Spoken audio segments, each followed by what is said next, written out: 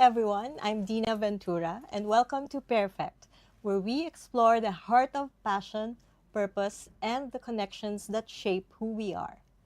Today, we step into the inspiring world of dance and discipline. Our guest is world renowned Filipina ballerina, educator, and the artistic director of Ballet Manila. She has spent decades bringing ballet closer to the Filipino audience and mentoring the next generation of artists. Please welcome to Pairfect, Lisa Macuja-Elizalde. Welcome to our show. Thank you for having me. So, you you're known for your excellence in classical ballet. So, how did the idea of collaborating with a rock band like the Dawn come about, and what drew you to this cross genre experiment? The idea to co-celebrate 40 years actually came about when the manager of the Dawn watched one of our ballet and ballads performances last year. It was with a different band. It was a ballet and ballads with Shamrock. And she liked the idea so much to be able to launch the 40th year of the Dawn with a ballet and ballads. And it just so happened, by coincidence, that it was also my 40th year since I came back from Russia in 1986. So it's just a really nice way to celebrate 40 years. I've always wanted to ask you personally about that, your decision to come back at the time, because you were at the peak of the Kirov Ballet. Yes, I was a member of the Kirov Ballet, and it basically was for me destiny. I was invited to become a principal dancer in London, in the UK, by the artistic director of the Sadler's Wells Royal Ballet, which is now the Birmingham Royal Ballet. And Sir Peter Wright basically offered me a contract, so I left then Leningrad to go to London. But then when I got to London, this was all in 1986, I was told that there was no way that I could be given a work visa unless the Sadler's Wells proved to the Home Office that no other citizen in the United Kingdom can take my position in the company. So it became an impossible situation. So I decided to go home, and I had my homecoming concert. And when I had my homecoming concert, the CCP, then under the presidency of Teresita Escoda Rojas, invited me to be the first Philippine CCP artist in residence. And it was a program designed so that Filipinos who've studied abroad and who've gained success abroad would come back to the Philippines to share their talent and education for a longer period of time, not just for like 1 or 2 performances and then go back. So that's how it was for me for 2 years in the CCP. And then I was for 7 years a principal dancer of Philippine Ballet Theater exclusively. And then I guess again, fate. I put up my own company, Ballet Manila. This was in 1995. And got married to Fred. I had a life here. I had 2 kids, and I basically would be I was the very first Philippine-based international guest artist as a dancer. So it gave me the flexibility of staying home and at the same time performing abroad as well. So that gives me a sense that you don't really have you don't make plans way ahead. You just go with what is there for you at that moment. There was a plan before. There was a plan to have, being in the Philippines, make it temporary, and then just regroup, and then audition. In fact, I did leave and audition for American Ballet Theater, but then I realized that I was performing abroad. I got invited to perform with then Singapore Dance Theater and then the Royal New Zealand Ballet. So I was there for a while. I was in and out of the former Soviet Union through Gosconcert, guesting with the different ballet companies around Russia and the former Soviet Union. I was dancing in the United States. I felt that there was no need for me to have a permanent position in a company abroad. And I honestly believe that it's the reason why I had a quite longer career than compared to most ballet dancers. Yeah. So, and you're also involved. So you put up Ballet Manila, and then you have this advocacy to reach the masses and marry the knowledge of culture and everything. Yes. So that has kept you so busy, I suppose. Yes. And you also raised two kids. Yes. Who are now also like my daughter working? Is a lawyer, and she now lives with us. But she was in the United States for 9 years for her education and law school and everything. And then she passed the California bar. Wow, congratulations. Yeah. So she's attorney Missy. Wow. My son is in UCLA, currently in UCLA, and he's doing a master's degree and a PhD in archaeology. So, yeah. Wow. So, what was that like, living such an international life with your family, your kids, and managing your own career too? Yeah, I think it was difficult because ballet is when you're when you're a professional ballet dancer, it's very hard to take vacations.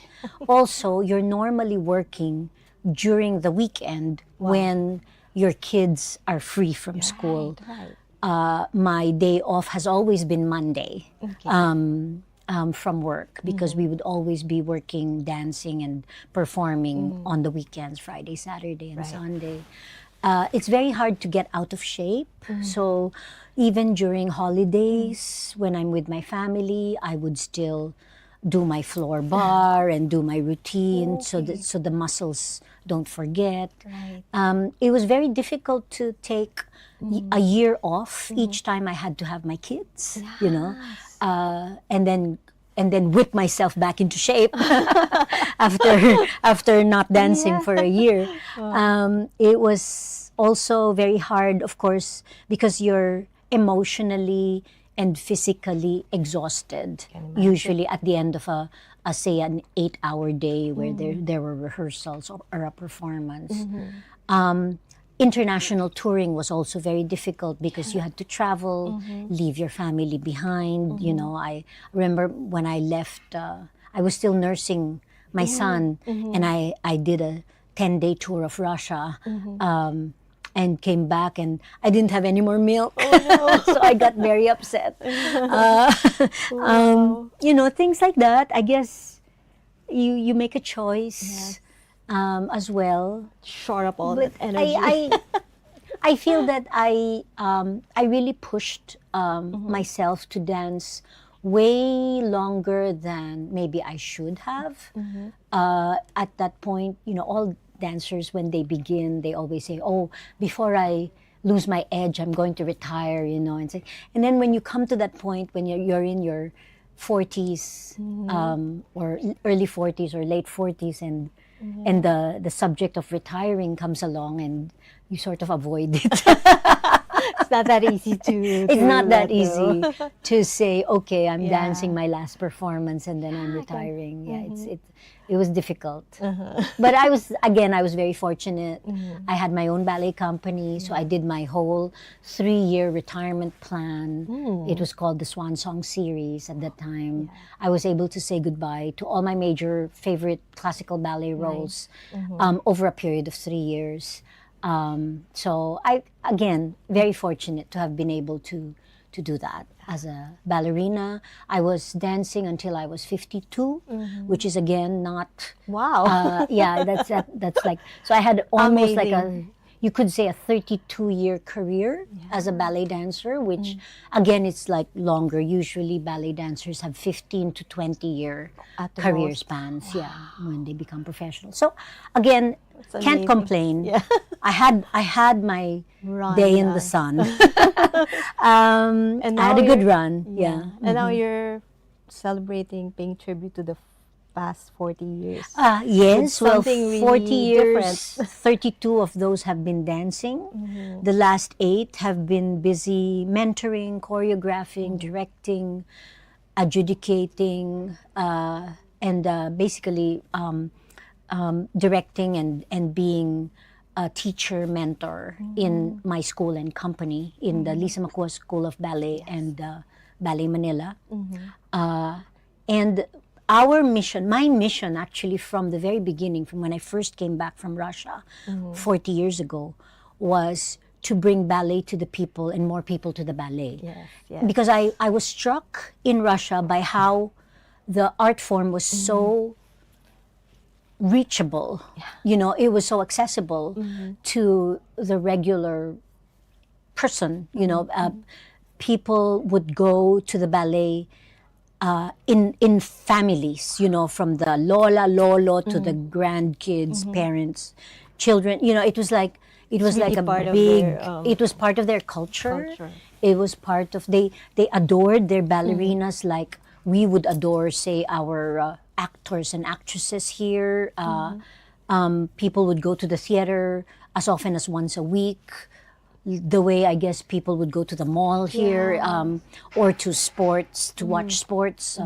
So again, I wanted that same kind of Appreciation, access. accessibility, and that same kind of quality as well for the ballet, for the Philippine ballet. And where are we at this point, would you say? We still have a long way to go, because especially because you know ballet being the performing arts, it's always more expensive to Yeah, buy a the- ticket and watch a live theater performance. But at the same time, I think we've gone a long way now. And, you know, gone are the days when I remember I used to dance in Luneta Park. Before I left for Russia, I was like 15, 16, 17 years old. We would dance in Luneta Park at Ballet at the Park as part of Dance Theater Philippines. And every time I would put up my leg, people would scream. You know, so now it's not as bad Nothing anymore. unusual Yeah. for them. And you know, for a time in the 1950s, ballet was banned because it was considered indecent. Oh yeah. And the papal nuncio banned it, and it was considered a sin to train in ballet. So again, really have we've come a come long a long way. Long way, yes. You know, the fact that the Philippines has 4 professional ballet companies, and we have numerous ballet schools, dance schools, and going to a ballet performance is part of you know, our curriculum as well for arts appreciation in the great. schools. We didn't have that before. Yeah, right? yeah. So again, we've come a long way. So, Yeah. okay, I'm interested to know more about your project, upcoming project, but let's pause for a short commercial. Sure. And this break is brought to you by Meralco, ang liwanag ng bukas. SM, we've got it all for you. Union Bank, it starts with you. Usapang OFW is the show that honors the journeys of our modern-day heroes, our OFWs. Join Chingmi Fernandez, John Dodson, and Rafi Ayang every Tuesday and Thursday at 3 p.m. to hear the real stories behind the sacrifices. Watch it live on Daily Tribune's Facebook page, Tribune now on YouTube, and Daily Tribune Official on TikTok. Want to hear from thought leaders shaping our world?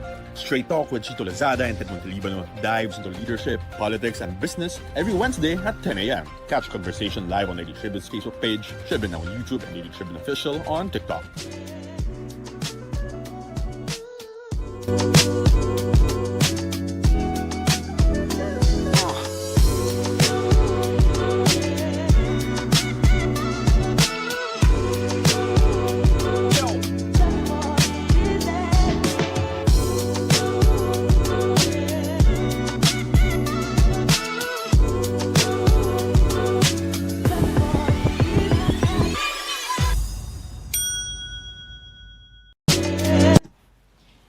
Welcome back to Pairfect. We're still here with Lisa Macuja-Elizalde. So we were talking about the past 40 years for you, what it's been like.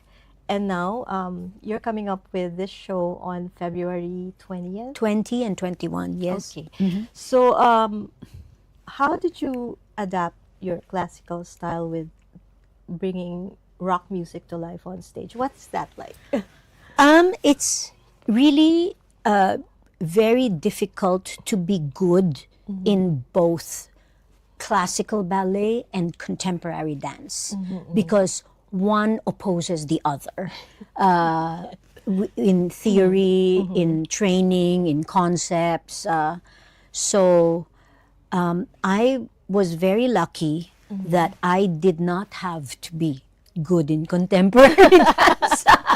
I never was good at I both? never was good in contemporary dance. I was always a very classical ballerina most of my career. This upcoming show with the Dawn is pure contemporary dance. And I'm very fortunate that because we train in the classics every day in Ballet Manila, my dancers are so versatile that they can just switch just like that into contemporary dance. And they're so strong. Their technical foundation is so strong that they can switch from classical to contemporary. We are opening our Prima season with Sleeping Beauty. You can't get any more classical than Sleeping Beauty. And yet before that, we have the Dawn coming up on Friday and Saturday. And then we leave for 6 performances in Dumaguete of Gerardo Francisco Jr.'s Ibong Adarna, which is very Filipino naman, Filipino contemporary dance. And then we open in Aleo Theater with Sleeping Beauty on March Again, 13, 14, and 15. So it's a very varied program for the they're- company in the next month. Right. And they're all the same dancers doing all Yes, these- it's the same dancers. I have 40 dancers in the company, and we are doing everything, the contemporary, classical, neoclassical, Filipino. And again, wonderful. very, very lucky to have a company that's strong, versatile, and able to put up these kinds of productions. Yes, I can imagine how exciting that would be. So with this latest collaboration with the Dawn, what do you hope the audiences would take away from that? Such a fusion of, I mean, like, because when people say Ballet Manila, they naturally think it's the classical ballet, right? Yes. And then they hear the Dawn put together. Yes, yeah. So hopefully it will spark curiosity, and people who've never been to the ballet but are fans of the Dawn will go and watch and discover the world of ballet. Right, For the other way around, the classicists who watch Ballet Manila in the classics will be curious to see what Ballet Manila is like dancing to the music of the Dawn, and will come and watch a different side of Ballet Manila. I'm very excited because I'm going to be hosting the program. And we've been, it's Ballet and Ballads, which is a brainchild of my husband, Fred Elizalde, almost 40 years ago. When, no, not 40 years ago, almost 30 years ago when we first got married, and he wanted to merge the radio with the ballet company, and so he came up with Ballet and Ballads. Yes. And so we've been collaborating with singers, popular bands, with in a ballet and ballads format for, again, probably about 25 years now. And The Dawn is just the latest in the Ballet and Ballads program of Manila Broadcasting Company. Yeah, and again, very important to continue to explore, Very. continue to create, to continue to collaborate with performers to spark that creative interest and come about with something new, to pique the audience's curiosity and to build your audience. Because again, in the future, who's gonna go and watch the ballet? Who's going to patronize the arts? It's the children and the children's children who were brought to the ballet when they were young, appreciated it, and so they continue to patronize the arts. Why is it so important to you to bring the ballet to a lot more people than we? I've always been committed to audience development because I really feel that an audience will keep the arts alive. A paying audience will be able to keep the arts alive in our country. We're in a country where kids or but we have such a rich culture.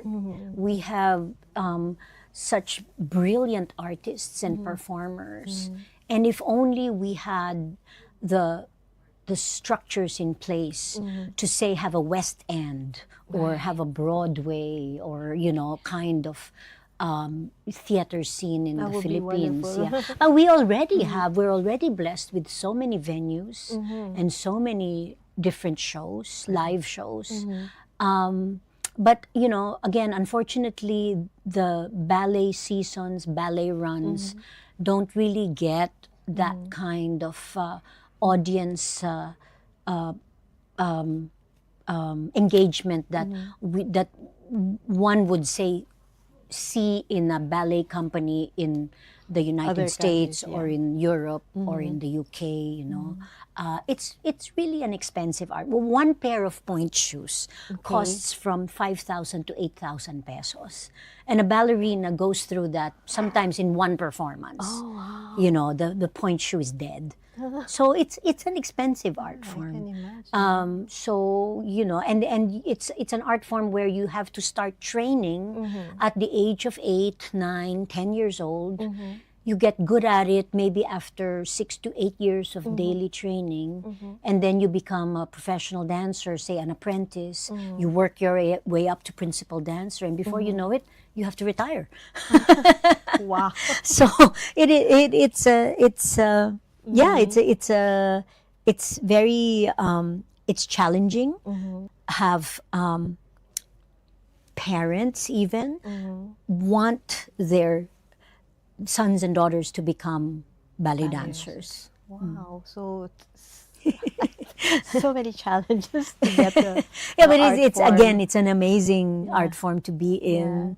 I, for one, have no regrets. I just love the art form, and I consider myself very lucky that I continue to be very active Yes. in the ballet scene, I despite think- the fact that I've retired. And I think your mentorship of young talents now, that's really of great value to us. Yes, yes. So when you teach or when you talk to the young ballet dancers, what do you tell them? What's more important? What qualities are most important in a ballet dancer? Is it hard work? Well, of course, you are born with some talents, whether it's coordination, a perfect body for ballet, or like a keen mind that is able to lots of spatial intellect. Again, but for me, the most important thing is still the training that you get. So training the fact that you're consistent in your training, because again, it's consistency really that makes you successful.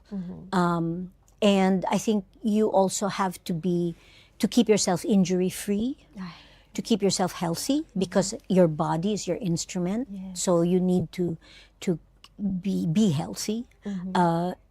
You are a performing athlete. Yes. So just like any athlete, you have to have that discipline, the work ethics, and I think family support is also really important. Right. It's and, such a demanding Yes, passion. and I think overall growth as well. I don't think one should keep themselves like just, you know, glued into like one direction. It's like ballet, ballet, ballet, ballet. You have to be exposed to all the different art forms, whether it be, That's you know, important. paintings, going to museums, traveling, you know, meeting people, and watching other artists perform, watching other forms of arts like the opera and the musical theater and plays, and you know, I think again an overall education is important as Right. well. To be a complete dancer. Yes, What exactly. lessons can the audiences take away from or apply in their everyday lives, even if they're not ballet dancers? Like, Well, the discipline of like waking up in the morning and having a plan, following a schedule, arriving on time for like rehearsals, performances, consistency, again, building on everything that you learned the day before, building on that, trying to correct mistakes. You know, one will never be perfect, but that the striving for perfection, can't that's stop yourself from trying. you have to try. Yeah. And I think also basically the life lesson of having a goal, having a dream, and just working hard, getting the training that you need, and working hard to be able to achieve that. Right. It's a universal a Guide. form. Yeah, it's how one really goes through life. Yeah. should live your life. So, what else can you say to young Filipinos who would like to make it also on the world stage? I mean, it doesn't matter whether you are wanting to become, say, a great dancer or a great artist or singer or performer, even in business, in whatever Field. whatever field or profession you want to get into. I think the formula is more or less the same. Decide as early as possible what direction you want to bring your life forward into, because the earlier you make a decision and commitment, the more time you have, you know. That's right. Once you've made that decision, seek the best school, the best mentor, the best environment, the best company or teacher that will train you to give you the skills to be able to achieve that dream, you know, that. And once you're in that great training program, work hard, but smart, Oh, you know, yeah. work smart, because, you know, you can work hard and just injure yourself or burn out or push yourself too much to the point that you just buckle under the pressure. So I think it's important to work smart as well. Yes. Take care of yourself. Take care of yourself, take care of your body, That you're. and just work consistently. Kasi, yeah, again, consistently meaning you wake up, you show up. Yeah. Yeah. Perfect. Those are very important reminders for everyone, not just dancers, I think. So I'm just curious, one last question. In your household, you are an artist and your husband is also an artist. Your kids took up law and what's the other? Archaeology. Archaeology. So how's that? Why did the artist rub off on the kids? You know, my daughter was a ballet dancer before. She was a professional dancer in Ballet Manila for several years, and then she got injured, and so she had to stop training for a while. Then she went abroad. She started. She got a degree in Boston and then Los Angeles, and so. But she still is very much interested in the arts. She's a very active photographer as well, and now a digital creator. Oh, really? Yes. She's gone viral. I should check her out. She's gone viral many times. Okay. And she makes videos of me. I think I saw one yeah. of her talking about I Yeah, can speak Tagalog or something like yes, that. Yes, that's right.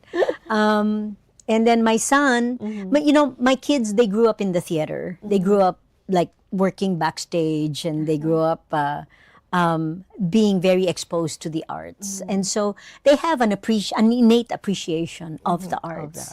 And, you know, they grew up with the paintings of my husband all, you know, all over the house, being displayed all over the house. So they have an appreciation of the arts. Yes. And I think that's one of the reasons why my son is in archaeology and my daughter is in law, is because they grew up in a very well-rounded academic household and artistic household. Yes. I see that now. Thank you for that. So thank you so much. I've learned so much about you in this conversation. Thank you for sharing your thoughts with our audiences. But before we say goodbye, would you like to invite our viewers? Oh yes, I would upcoming love to be able to have everyone come to watch The Dawn of Ballet. It's on in Aliw Theater on February 20 and 21 at 7:30 p.m. And we also are in Dumaguete in the Luz Auditorium on February 26, 27, and 28 for Gerardo Francisco Jr.'s Ibong Adarna. If you are in Dumaguete, please come.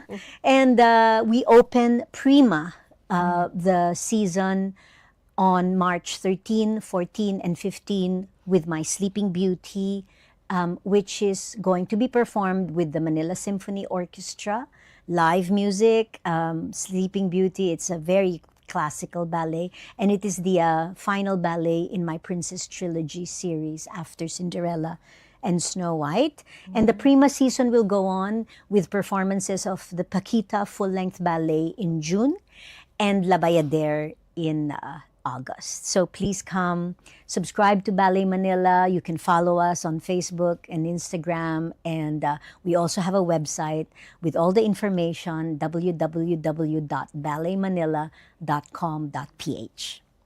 There you go. So pretty exciting year ahead for Ballet Manila. So thank you very much, everyone.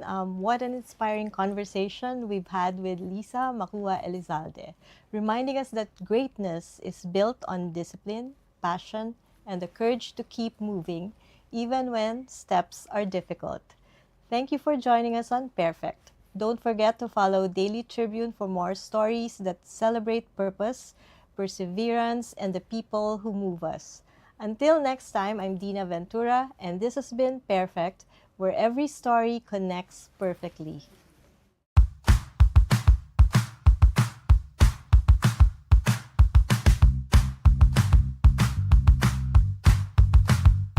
Narito na naman ang inyong lingkod, Manong Joe, para sagutin ang inyong tanong. May tanong tayo mula kay Javier Domingo, isa pong netizen.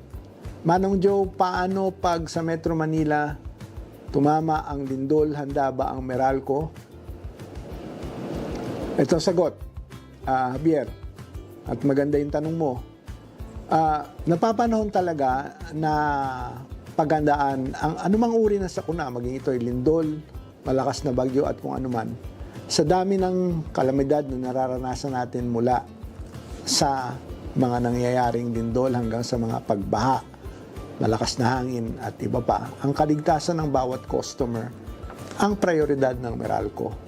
Tinitiyak namin na ginagawa ang lahat para mapanatiling ligtas at maayos ang aming serbisyo at mga pasilidad.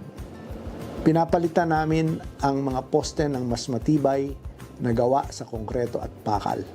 Inililipat din ang mga poste sa mga lugar na ligtas. Regular na nagsasagawa ng tree trimming at wire clearing ang Meralco para hindi maapektuhan ang mga linya ng kuryente o makayanan ang anumang bagyo o lindol.